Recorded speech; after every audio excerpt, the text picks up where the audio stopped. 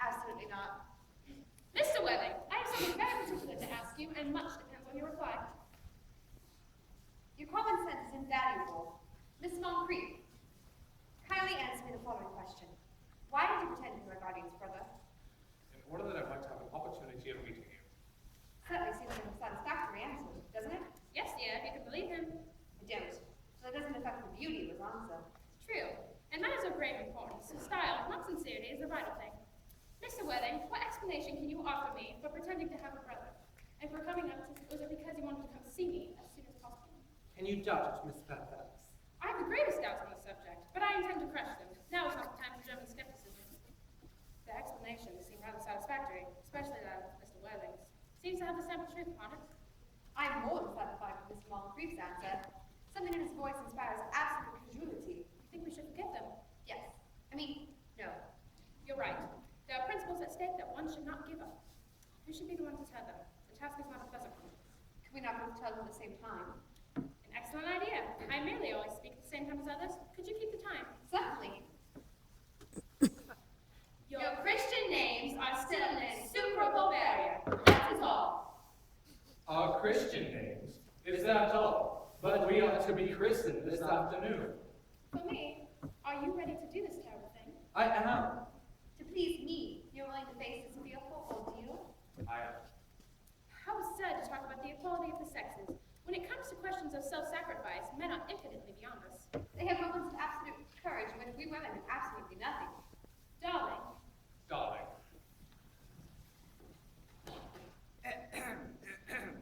Lady Bright. Oh, good heavens! Gwendolyn, what is the meaning of this? merely that I am engaged to Mr. Worthing, Mama. Come here, sit down immediately. Hesitation of any kind is a sign of mental decay in the young, a physical weakness in the old. Apprised, sir, my daughter's sudden flight by her trusty maid, I purchased her confidence by means of a small coin, and followed her here by a luggage train. Her unhappy father is, I am glad to say, under the impression that she is attending a more than usually lengthy lecture at the University Ascension Scheme on permanent income on thought. I do not propose to undeceive him. Indeed, I would not undeceive him in any question. I would consider it wrong. But you must know that all communication between yourself and my daughter must cease from this moment on. On this point, as on all points, I am firm. I am engaged to be married to Gwendolyn, Lady Bracknell. You are nothing of the kind. Now as regards. Algernon! Algernon! Yes, Aunt Augusta. May I ask if it is in this house that your invalid friend Mr. Bunbury resides? No, Bunbury doesn't live here. In fact, Bunbury is somewhere else at the moment. Bunbury is dead. Dead? His death must be extremely sudden. When did he die? Oh, I killed Bunbury this afternoon. Bunbury died this afternoon. What did he die of? Bunbury was quite exploded. Exploded? Was he the victim of a revolutionary outrage? I was not aware that Mr. Bunbury was involved in social legislation. If so, he is well punished for his morbidity. No, what I mean is, Aunt Augusta, Bunbury was found out. The doctors found out Bunbury couldn't live much longer, so Bunbury died. He seems to have had great confidence in his doctors. I'm glad, however, that he decided to make up his mind to some definite course of action. Now that we've gotten rid of this Mr. Bunbury. Mr. Worthing! Who is this young lady whose hand my nephew seems to be holding in what seems to me a peculiarly unnecessary manner? That, Lady Bracknell, is Cecily Cardew, my ward. I'm engaged to be married to Cecily, Aunt Augusta. I beg your pardon? Algernon and I are engaged to be married. I do not know whether there is anything peculiarly exciting in the act, but the amount of engagements that go on seems to me to be highly above the average. That's statistics that lay down hard lines. I do not believe some preliminary inquiry on my part would be unwelcome. Mr. Worthing, is this Miss Cardew at all associated with any of the larger railway stations in London? I merely desire information. Until now, I knew that there were no persons or families whose origin was determined. Miss Cardew, Lady Bracknell, is the granddaughter of the late Mr. Thomas Cardew of 140 149 Belgrave Square, Dorking, Surrey, and Hertfordshire, was written. That is satisfactory. 3 addresses always inspire confidence, even in tradesmen. But what proof have I of their authenticity? I have preserved the records of the time. I've known grave errors in that publication. I shall have you know Miss Cardew's family solicitors are Messrs. Mockbee, and Mockbee. Mockbee, a firm of the very highest in their profession. Indeed, I'm told that one of the Mr. Mockbees is occasionally seen at dinner parties. So far, I am satisfied. I shall also have you know that I preserve the records of Miss Cardew's birth, baptism, whooping cough, registration, confirmation, vaccination, and the measles, both the German and English variety. A life filled with incident, although perhaps too much for a young girl. I am not myself in favor of premature experiences. Gwendolyn, the time approaches for our departure. We have not a moment to lose. As a matter of form, Mr. Worthing, I had better ask if Miss Cardew has any bit of fortune. She has $130,000 in the funds. Thank you, Lady Bracknell. So nice to have seen you. A moment, Mr. Worthing. £130,000. And in the funds. Miss Cardew seems to me a most attractive girl down there. I look at her. Few girls of the present day have any really solid characteristics. Those that improve with time. We live, I regret to say, in the age of surfaces. Come here, dear.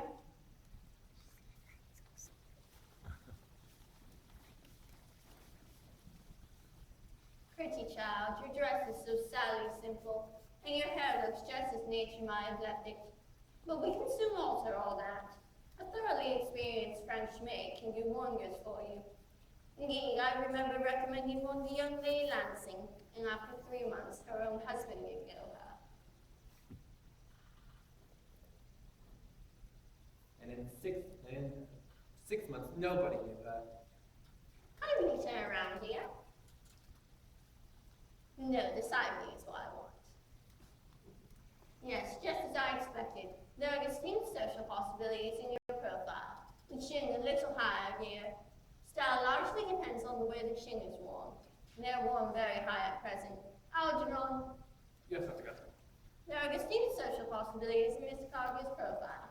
Cecily is the sweetest, dearest, prettiest girl in the entire world. I don't care 2 pence about social possibility. Do not speak slightly of society, Algernon. Only people who can't get into it do that. Dear, you must know that Algernon has nothing but his debts to depend on. I, however, do not approve of mercenary marriages. When I married Lord Bracknell, I had no fortune of any kind, but I never dreamed of allowing that to stand in my way. Well, I suppose I must give my consent. Thank you, Aunt Augusta. Cecily, you may kiss me. Thank you, Aunt Augusta. You may also address me as Aunt Augusta for the future. Thank you. The marriage, I think, had better take place quite soon. I am not myself in favor of long-lasting engagements. They give people the opportunity to find out a lot about each other, which I think is never advisable. Pray, do excuse me, Lady Bracknell, but Miss Cardew cannot marry until she is of age, or unless she has my consent, and that consent I absolutely decline to give. On what grounds, may I ask? Algernon is an extremely, I may even say ostentatiously, eligible young man. He looks nothing but has everything. What more can one desire? To put it quite frankly, he is untruthful. Untruthful? My nephew? Algernon? Impossible! He's an Oxonian! Well, I shall have you know that on my trip to London today on a question of romance, he had obtained my address to the country house under the false pretenses of being my brother. And as I had just been informed by my brother, he had drank 1.5 pints of my Paris Jour Brut 89, a special wine I was saving for myself on a certain occasion. And to make his conduct all the more heartless, he was enjoying muffins, when all the time he had thought I had lost my brother. And from the very beginning, he had known I had no brother. I never intended on having a brother, not even of any kind, and I never wanted a brother in the future. Well, after all that I hear of I must tell you that I have decided to forgive him of everything that he may have done against you. How generous of you, Lady Bracknell. But I stand firm. I decline to give my consent. For Cecily is not of age until she is of 35. That is not a grave objection. Many women who have remained 35 in English society. Lady Dumbleton is a case in point. To my knowledge, she has been 35 ever since she arrived at the age of 40, which now was a long time ago. I do not see why our dear Cecily couldn't be any less pretty than she is now when she is 35. There will be a large accumulation of property. Algy, could you wait for me until I was 35? Of course I could, Cecily. You know I could. Yes, I felt it instinctively. But I don't think I could wait all that time. I hate waiting even 5 minutes for anybody. It always makes me rather cross. I'm not punctual myself, but I do admire punctuality in others. And waiting, even to be married. I have a question. And what is to be done, Cecily? I don't know, Mr. Moulton. Mr. Worthing, as Miss Cargill states positively that she cannot possibly wait to marry my nephew, a statement that seems to me to display an impatient nature, I would beg of you to reconsider your decision.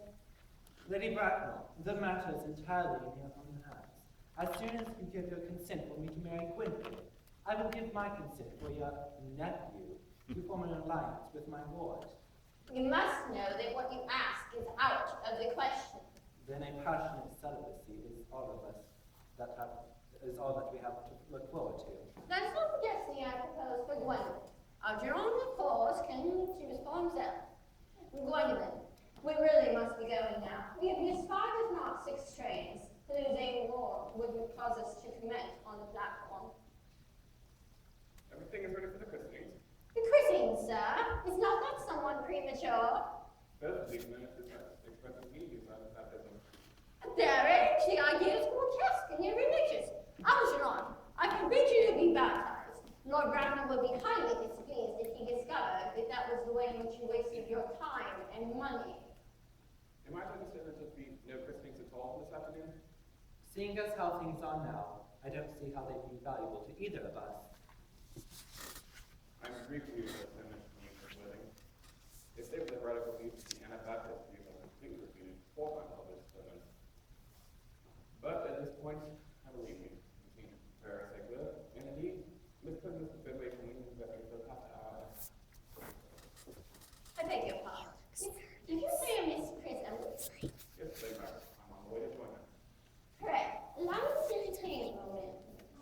This issue of Miss Prism is of a lot of importance to Lord Bracknell and myself.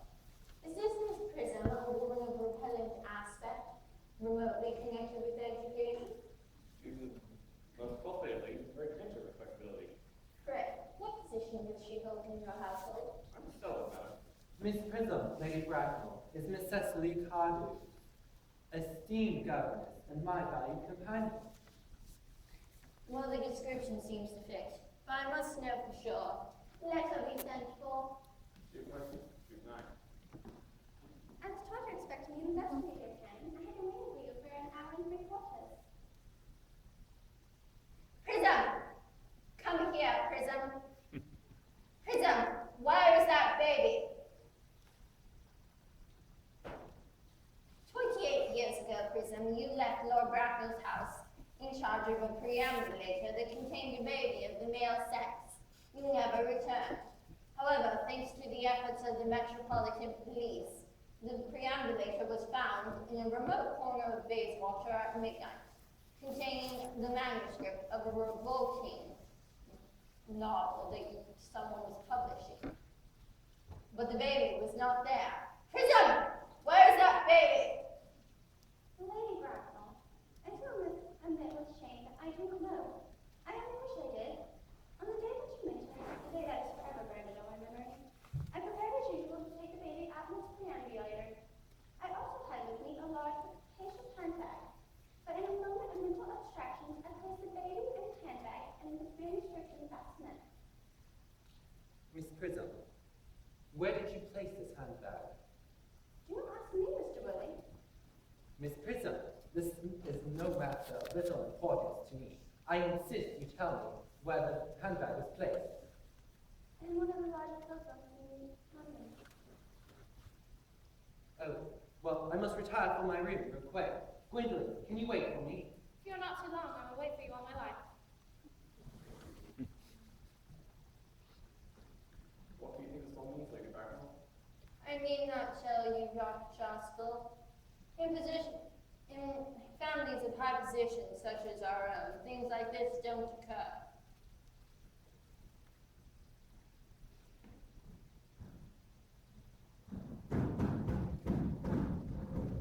Uncle Jack seems strangely agitated.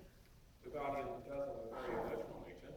I wish you would stop this noise. It sounds as if you were having an argument. I dislike arguments of any kind. They are vulgar and often convincing. It seems to have stopped. I wish you would arrive at some conclusion. The suspense is terrible. I do hope it will last.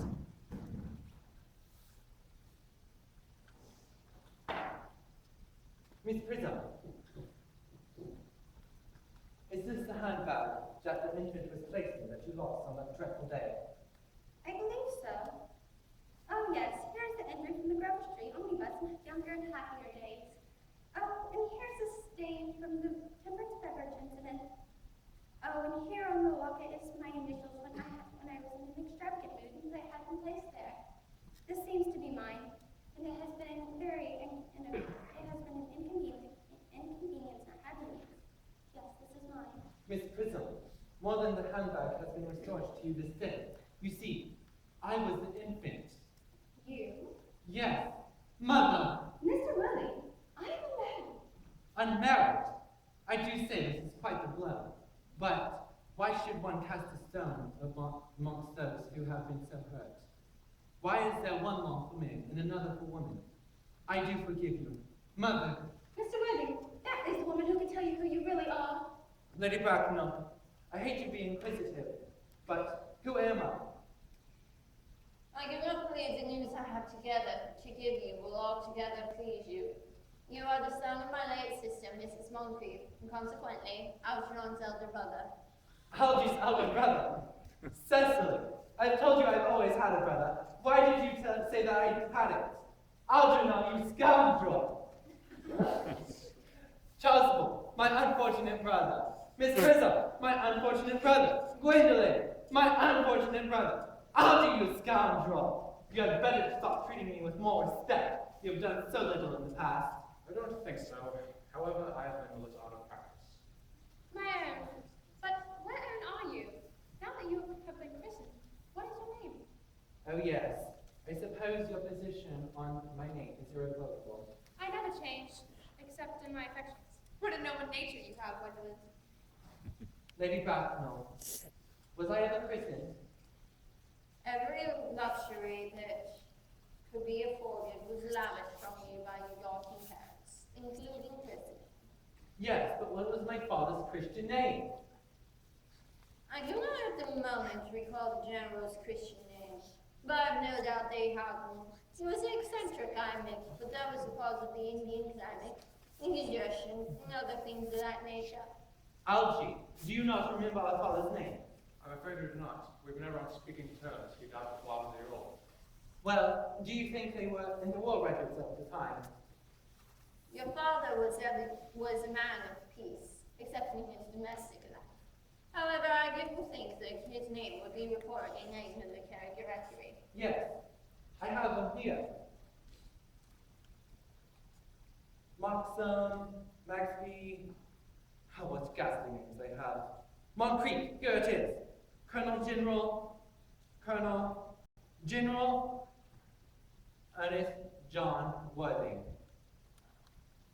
Gwendolyn, my name has been Ernest all along. Have I told you not that it was Ernest? But it seems to me that I have been telling you the truth all of this time.